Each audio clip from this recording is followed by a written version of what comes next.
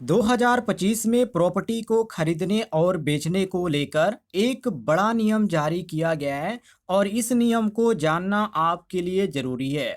और इस नियम का यदि आप पालन नहीं करते हैं तो मुश्किलें बढ़ती हुई आपको नज़र आएगी। तो क्या नियम होने वाला है बताने वाले हैं इस वीडियो के माध्यम से। तो वीडियो को आप कंप्लीट देखिएगा और जानकारी यदि आपको पसंद आती है तो इस वीडियो पर एक लाइक ज़रूर कीजिएगा। जैसे कि आप यहाँ पर देखिए, अभी जो इन्होंने लेख जारी किया है, इसमें इन्होंने साफ तौर पे लिख रखा है कि प्रॉपर्टी डॉक्यूमेंट के अंतर्गत घर खरीदना किसी के जीवन का सबसे अहम फैसला होता है, लेकिन भावनाओं में बहकर अगर कोई दस्तावेज नज़रअंदाज हो जाए तो यह फैसला भारी नुकसान में बदल सकता है। प्रॉपर्टी से जुड़े मामलों में सबसे अधिक ठगी होती है और इसकी सबसे बड़ी वजह होती है अधूरे या फर्जी दस्तावेज।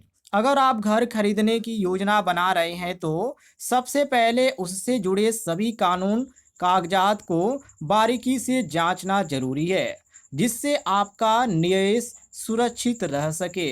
इसके बाद इन्होंने आगे यहाँ पे लिख रखा है, रेरा प्रमाण पत्र से तय होगा भरोसा। अब ये रेरा प्रमाण पत्र क्या है, इसके बारे में आप जान लीजिए। यहाँ पे इन्होंने लिख रखा है कि किसी भी निर्माणाधीन प्रोजेक्ट या फ्लैट को खरीदने से पहले यह जांचना जरूरी है कि वह रेरा के पंजीकृत है या नहीं। रेरा अधिनियम में प्रॉपर्टी सेक्टर में पारदर्शिता और जवाबदेही सुनिश्चित करने के लिए बनाया गया है। यह प्रमाण पत्र दर्शाता है कि प्रोजेक्ट वैध है या नियमानुसार विकसित हो रहा है। इसके बिना खरीदी गई प्रॉपर्टी भविष्य में विवाद या कानूनी अड़चनों में फंस सकती है। इसलिए यह फैसला दस्तावेज होता है जिसे देखना अनिवार्य होता है। इसके बाद इन्होंने यहाँ पर लिख रखा है, सेल एग्रीमेंट में जरूरी पढ़ें शर्तें। जो कि यहाँ पे शर्तों के बारे में इन्होंने बता रखा है कि जब आप किसी संपत्ति को खरीदने की प्रक्रिया में हैं तो विक्रेता से जो पहला कानूनी दस्तावेज मिलता है वो सेल एग्रीमेंट होता है। इसमें कब्जे की तारीख से लेकर भुगतान की शर्तें और अन्य कानूनी पहलू लिखे होते हैं। इन दस्तावेज को पढ़ने और समझने में जल्दीबाजी न करें, क्योंकि यही दस्तावेज किसी भी विवाद की स्थिति में कानूनी आधार बनता है। अगर आप होम लोन के माध्यम से प्रॉपर्टी ले रहे हैं तो बैंक भी एक एग्रीमेंट अनिवार्य रूप से मांगता है। इसके बाद इन्होंने आगे बता रखा है, आर्क्यूफेसी सर्टिफिकेट से जांचे स्वामित्व की स्थिति। यदि कोई फ्लैट या अपार्टमेंट खरीद रहे हैं तो यह जरूर जांचें कि ऑक्यूपेंसी सर्टिफिकेट उपलब्ध है या नहीं।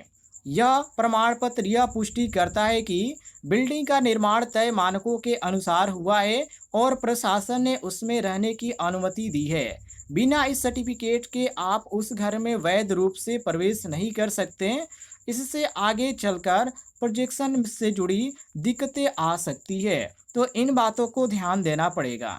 इसके बाद इन्होंने बता रखा है, एनओसी से होता है वैधता का प्रमाण। मतलब कि कई बार संपत्ति पर कोई विभागीय आपत्ति पहले से दर्ज होती है जो बाद में खरीदार के लिए परेशानी का कारण बन सकती है। इससे बेचने के लिए संबंधी रजिस्ट्रेशन कार्यालय या विकास प्राधिकरण से एनओसी यानी कि अनापत्ति प्रमाण पत्र लेना जरूरी होता है। यह दिखाता है कि प्रॉपर्टी को लेकर किसी प्रशासनिक संस्था को कोई आपत्ति नहीं है। इस प्रमाण पत्र के बिना कोई भी डील पूरी तरह से वैध मानी जाती है और भविष्य में रजिस्ट्री भी रद्द हो सकती है। तो इस बात को आप जरूर ध्यान रखिएगा। और लास्ट में इन्होंने बता रखा है, रजिस्ट्री दस्तावेज से तय होती है स्वामित्व।